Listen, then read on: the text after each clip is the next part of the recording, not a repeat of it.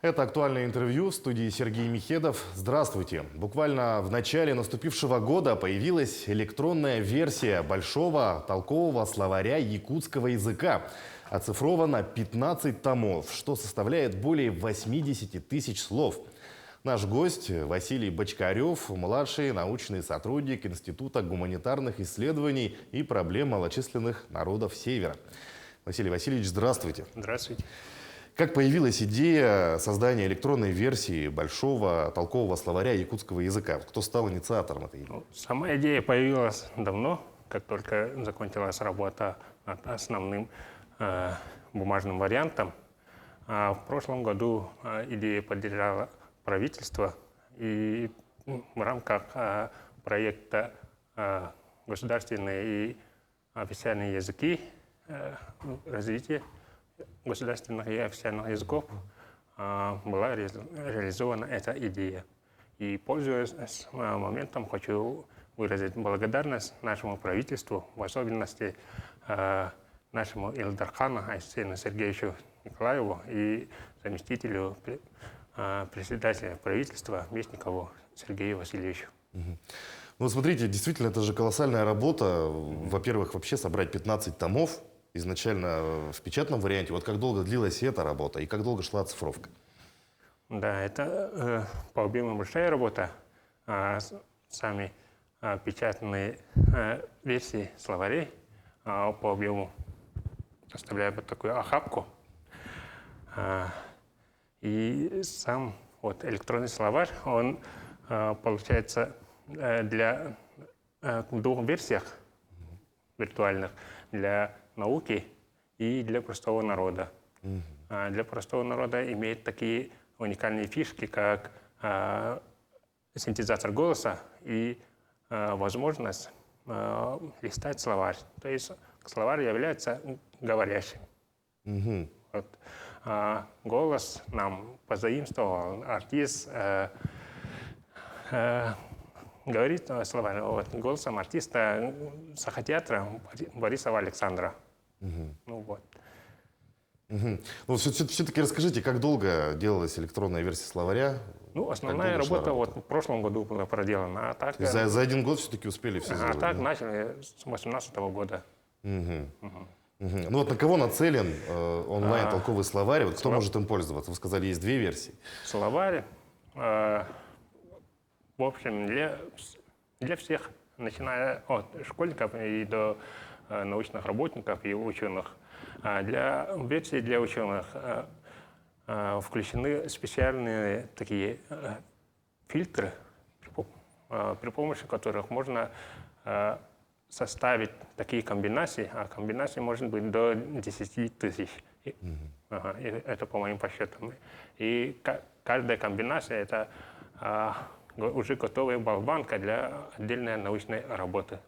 Например, вот могу выбрать существительные в словах, позаимствованных из эвенкийского. И программа сама вот все отфильтрует и выдаст результат за считанные секунды. А вручную это могло бы занять целый день на поисках одного слова. Да.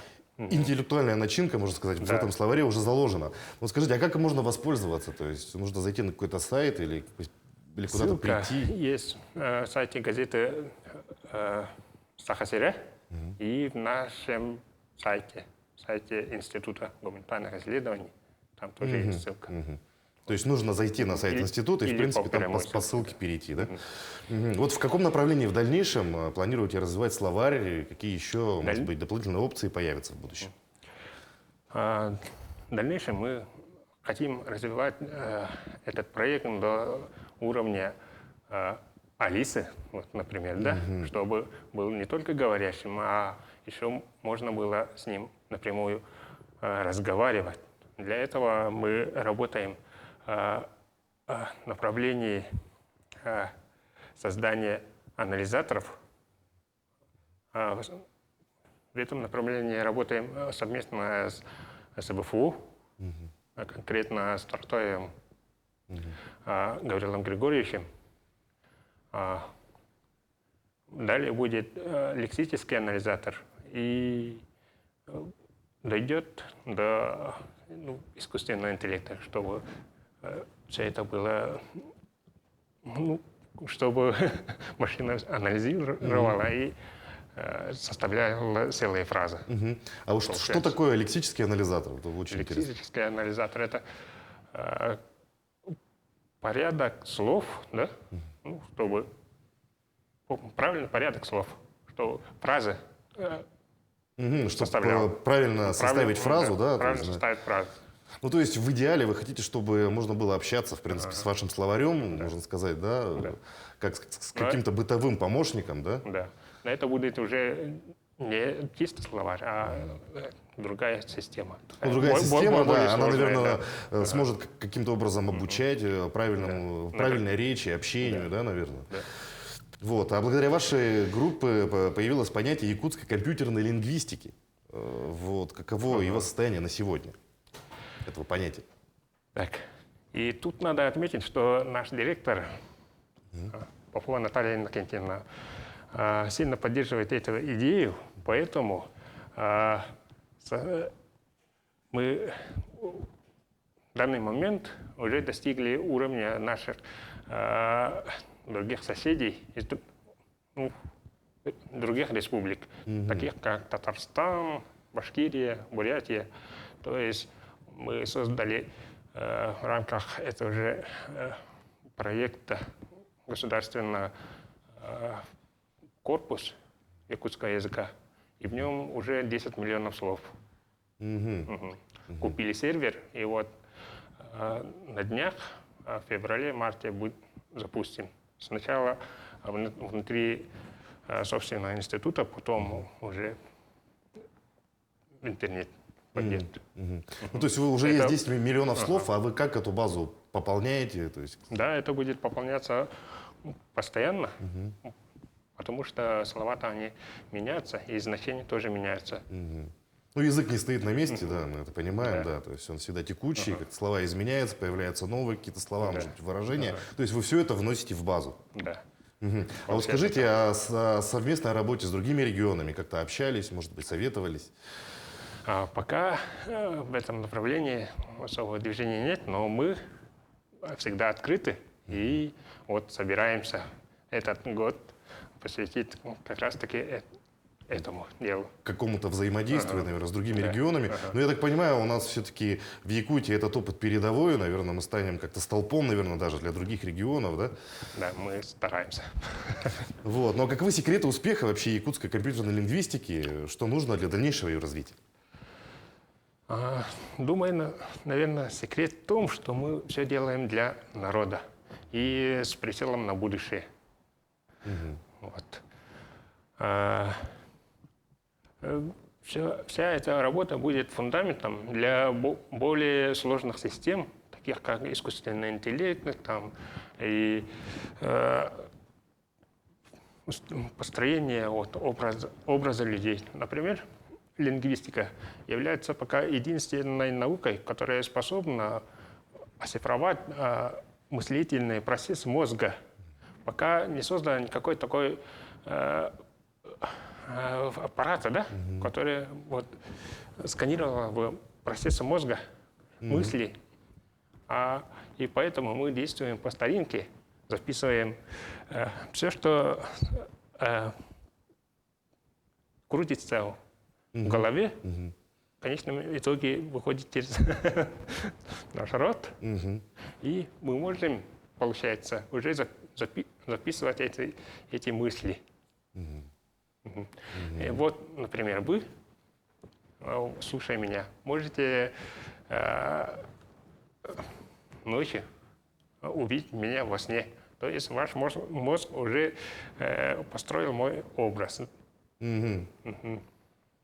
Благодаря моим словам, манере говорить и то, что я говорю. Получается, все это можно сымитировать в компьютере, да? И построить вот образ человека, который отдельно функционирует. То есть для этого достаточно мысли и самой речи, да? То есть услышать речь. И для этого вот нужна наука вот, компьютерной лингвистики. Ну, например, вот это самый фантастический пример. Ну, это уже, наверное, о далеком будущем. Это да, в у нас далеком идет речь, будущем, конечно же, но да. мы к этому идем. Мгм. Ну, а чем это может быть опасно? Может быть, Нет, вы это думали не об опасно. этом? Это наоборот, на грани фантастики, но все реально. Это один из методов сохранения личности и опыта отдельного человека. Например, мы можем потом будет возможно разговаривать, но уже давно умершими людьми и делиться их опытом, например, получается. Ну, то есть, получается, этот опыт останется для будущих поколений, так сказать, да, чтобы Да. они смогли каким-то образом это Получается оценить так. и И воспринять, это да? все реально. И это все реально, то есть Да. вы уже, в принципе, каким-то образом это даже распланировали, можно сказать? Да. Ух ты, ну очень хорошо, интересно. Ну давайте насчет самого словаря, давайте напомним нашим телезрителям, как им можно воспользоваться, потому что мы о нем говорим уже много, а, наверное, далеко не все его видели. Пользоваться им можно просто. Сначала забыл добавить, что словарь имеет поддерживает два языка, русский и якутский. То есть им могут пользоваться все, кто владеет русским языком. Вот. Достаточно написать слово и нажать одну кнопку, и выйдет толкование слова. И тут нужно особо заметить, что словарь толковый именно, а не переводной. То есть дает толкование. То есть русскими буквами вносим слово, например, да, какое-то, и получаем его толкование полное, да? Ну что ж, Василий Васильевич, большое спасибо за то, что пришли к нам, нашли время, ответили на наши вопросы. Желаем вам успехов в достижении всех ваших целей в будущем. Спасибо. Ну и, конечно, хочется сказать большое спасибо за такую проделанную работу. Я уверен, что это будет очень полезно для всех жителей Якутии, но и не только Якутии, а всего мира. Спасибо. Я напомню, вы смотрели актуальное интервью. Оставайтесь на нашем канале.